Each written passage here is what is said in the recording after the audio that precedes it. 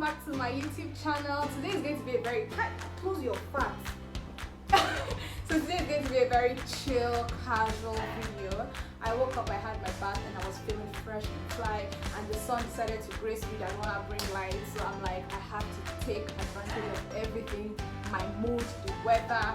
I'm just, ready to give it to you guys as it hot. Today I'm going to be talking about my life after school. Now, after school is not high school, it's my life after university. It's a long talk, to be very honest. So I'm going to have a part 1 and a part 2. So this part 1 now, I'm just going to brief you guys on graduating, leaving university, coming back to Nigeria, my NYSC, and probably the beginning of my struggle of getting into the labor market. And then we'll pick up from there in the next video.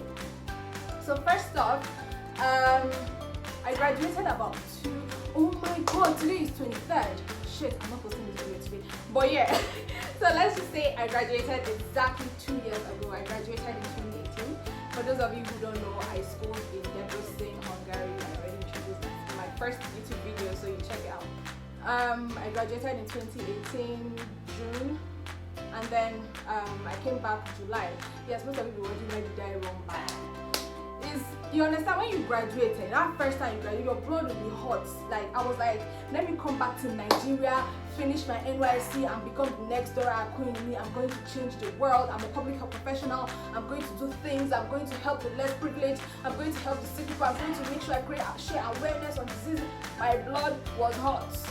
So, I took the, God, that was the most painful time of my life. I got one way ticket. As in, like, I knew that I wasn't going back.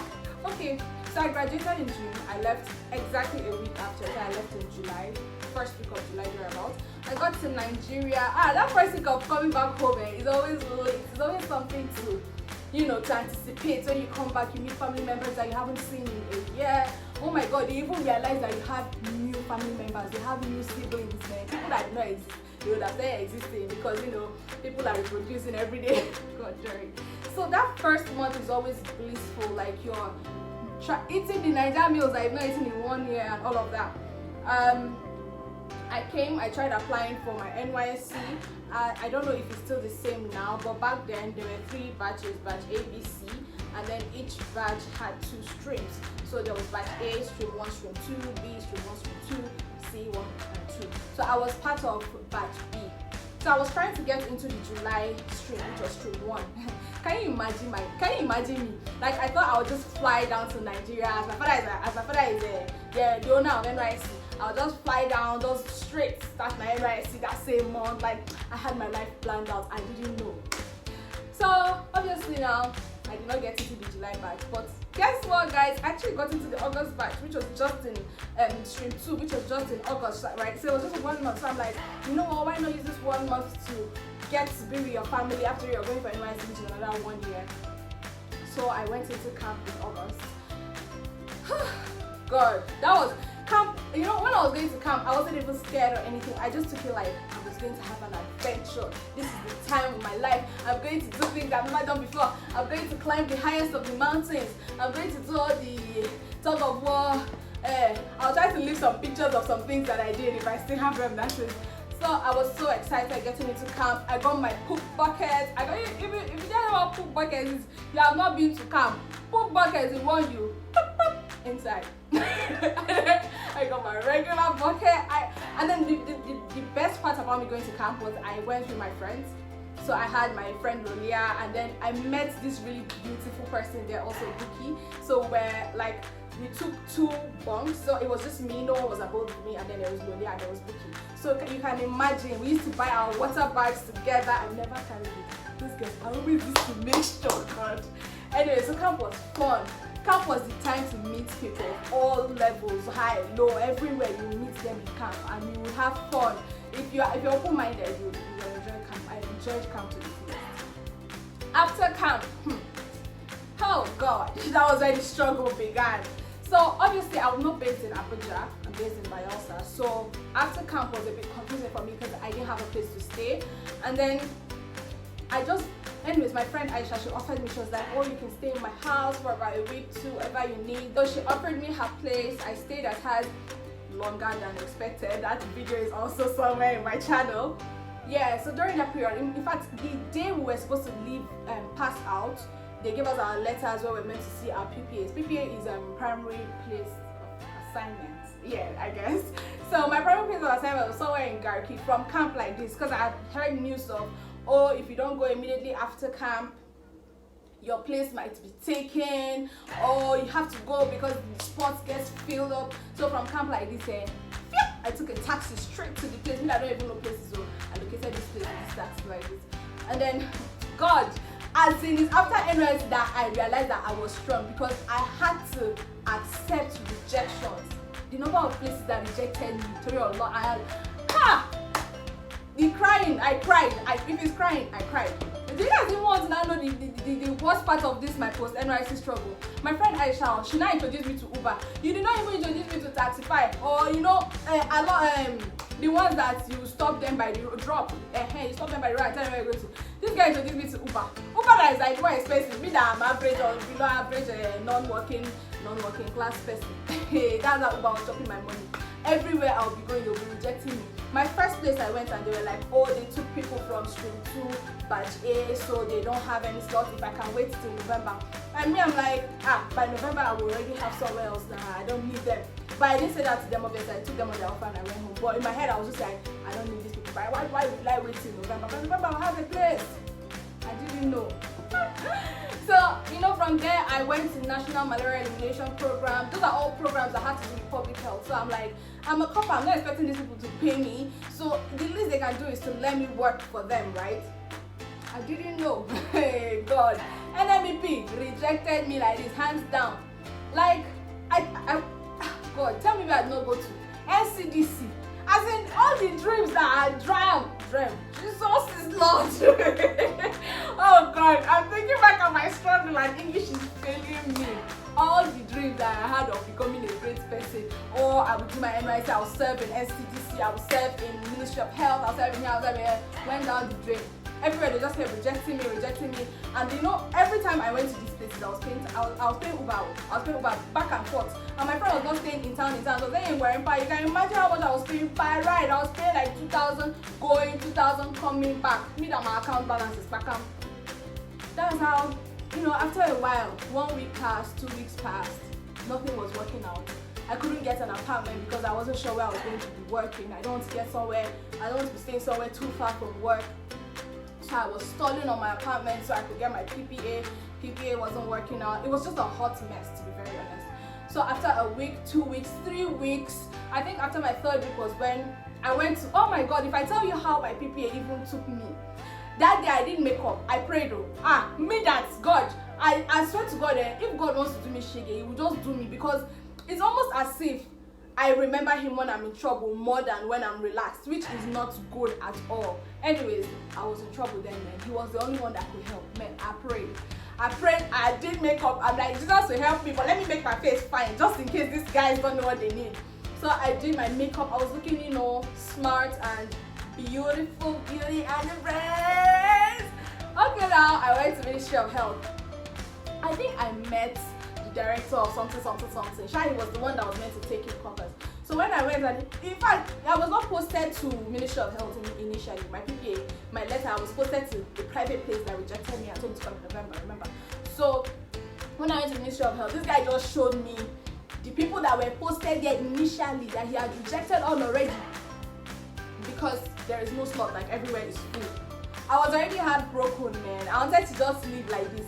One lady, that lady was my angel from nowhere. She just came and she was like, Augustine is fine, short couple. You want to allow this one to go? I think the guy liked that lady or whatever. I don't know what was going on among them. I didn't really give a shit. The man was not like, if I keep you here, will you marry your brother? Me at that point, desperado. I was like, I will marry your brother. Anybody, I will marry them. That's how this guy now told me to come back. Funny thing is, when I came back, this guy had gone on his leave or something like that. So me, I even thought that this guy did me serious one chance. So, but this lady recognized me, so she spoke with other people, blah blah blah blah blah, yada yada yada. That was how I got it. So mine was strictly favor.